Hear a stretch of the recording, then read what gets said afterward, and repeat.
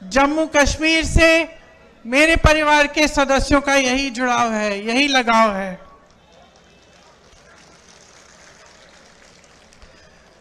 मैं यहाँ आती हूँ तो आपकी शक्लें भी मेरे से मिलती जुलती हैं। काफी बार मैं देखती हूँ, गाड़ी से देखती हूँ या किसी से मिलती हूँ, कहती हूँ तो ऐसे लगता है कि मेरी बहन है। तो एक अलग जुड़ाव है। आपको शायद मालूम नहीं होगा, मेरी दादी इंदिरा जी की हत्या से 4-5 दिन पहले हम लोग घर पे बैठे थे। मैं 12 साल की थी, राहुल जी 14 साल के थे। अचानक दादी ने कहा, बड़ा दिल कर रहा है कश्मीर जाने का। जो चिनार के पेड़ हैं, पतझड़ के समय जो गिरते हैं, मैं उन्हें देखना चाहती हूं।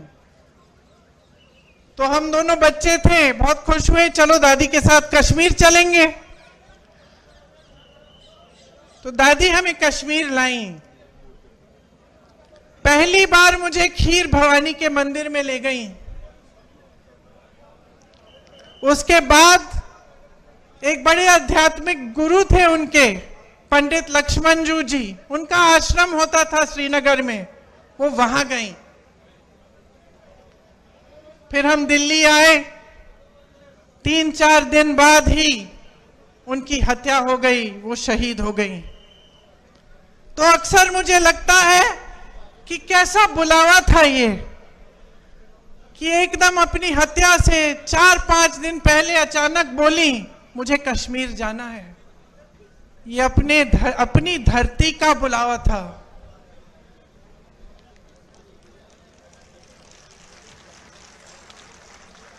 ये माता का बुलावा था कि वो खीर भवानी गई। पहली बार अपने दोनों पोती पोती को वहां ले गई। और उसके बाद से जब भी मैं श्रीनगर जाती हूं, मैं जरूर खीर भवानी माता के यहां जाती हूं और अपनी दादी को याद करती हूं। दरअसल ये देश का शिखर है। प्रकृति ने आपको सब कुछ दिया, सुंदरता, संसाधन, बड़े बड़े आध्यात्मिक गुरु जो यहां से चले और सिर्फ अपने देश भर में नहीं लेकिन दूसरे देशों तक गए और धर्म की बात की, अमन चैन की बात की। आपके पास सब कुछ था, एक धार्मिक परंपरा, जैसे मैंने कहा, प्राकृतिक सुंदरता, संसाधन। और शायद ये दुनिया का तरीका है, दुनिया का स्वभाव है कि जब किसी के पास सब कुछ होता है तो जिसकी नीयत ठीक नहीं होती है वो उसे छीनने की कोशिश करता है, उसका इस्तेमाल करता है।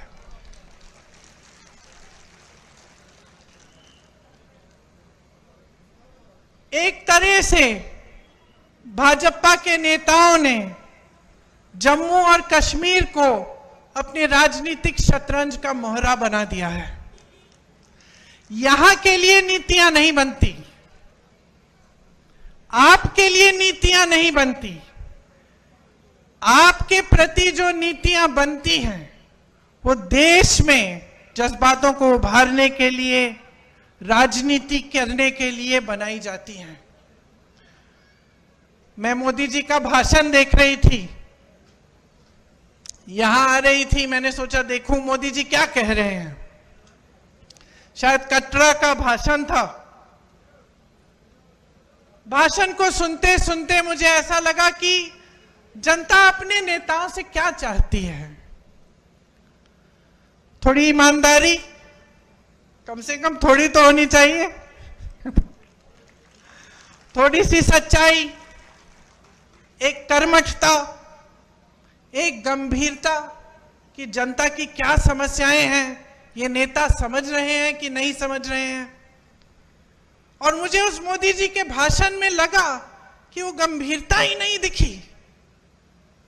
वो कहने लगे कि 10 सालों से यहां का जो रेलवे स्टेशन है, हमने इस रेलवे स्टेशन को में सुधार हम लाए हैं, इसमें परिवर्तन लाए हैं।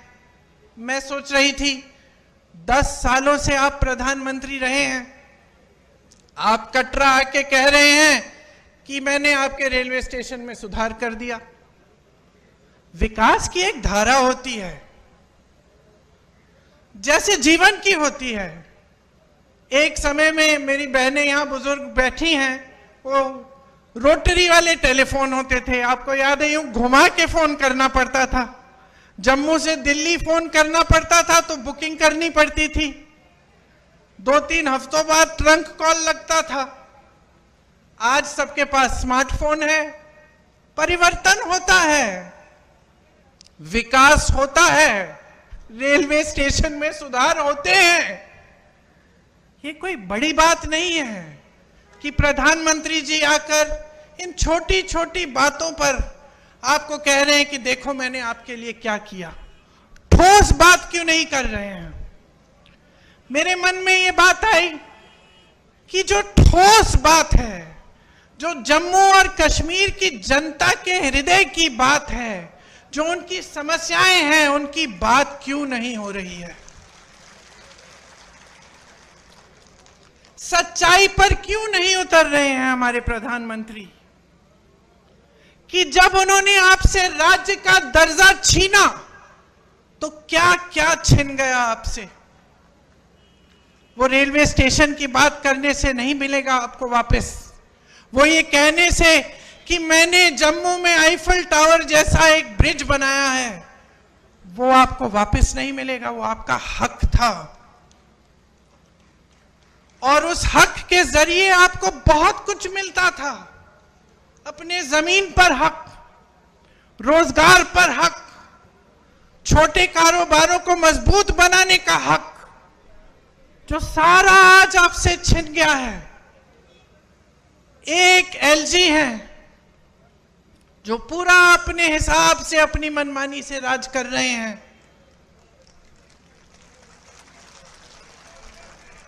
एक लूट का राज स्थापित किया है, रिमोट वाला राज स्थापित किया है। आपको अपने हक नहीं मिल रहे हैं इस राज्य में। आपकी जमीनें लैंड बैंक बन रही हैं। किसके लिए? आपके लिए, बड़े बड़े उद्योगपतियों के लिए, जो मोदी जी पूरे देश भर में स्थापित कर चुके हैं कि कुछ गिने चुने उद्योगपतियों को सब कुछ मिलेगा। वही आज जम्मू और कश्मीर में हो रहा है। यहां रिलायंस के रिटेल स्टोर खुल रहे हैं, लेकिन ये जो छोटी छोटी दुकानें हैं, जो आपकी दुकानें हैं, आपके छोटे बिजनेस हैं, उनको मारा जा रहा है। पहले नोटबंदी, फिर जीएसटी, और आज बड़ी बड़े रिटेल वाले जो उद्योगपति हैं आपके बिजनेस को छीन रहे हैं। और आप कुछ कर नहीं पा रहे हैं क्योंकि आपकी अपनी सरकार नहीं है। नौकरियों का हक आपको मिलना चाहिए। यहां तमाम नौजवान खड़े हैं। मेरी बहनें मेहनत करके, परिश्रम करके बड़ा करती हूं। मैं 52 साल की हूं, मेरा बेटा 24 साल का है, मेरी बेटी 22 साल की है। क्या चाहते हैं हम अपने बच्चों के लिए? एक उज्जवल भविष्य चाहते हैं। कुछ बड़ी शान, शोहरत, पैसा, सत्ता नहीं। हम चाहते हैं कि खुश रहें, ईमानदारी से अपना काम करें और अपनी कमाई कर लें, अपने पैरों पे खड़े हो जाएं। ये आप भी चाहते हैं, इस मंच पे बैठे सारे नेता भी यही चाहते हैं।